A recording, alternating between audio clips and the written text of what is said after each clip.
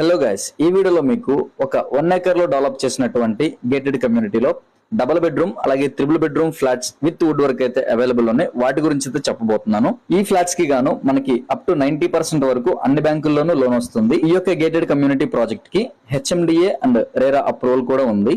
ఈ యొక్క ప్రాజెక్ట్ లో మనకి టోటల్ గా 95 ఫ్లాట్స్ అయితే అవైలబుల్ ఉన్నాయండి.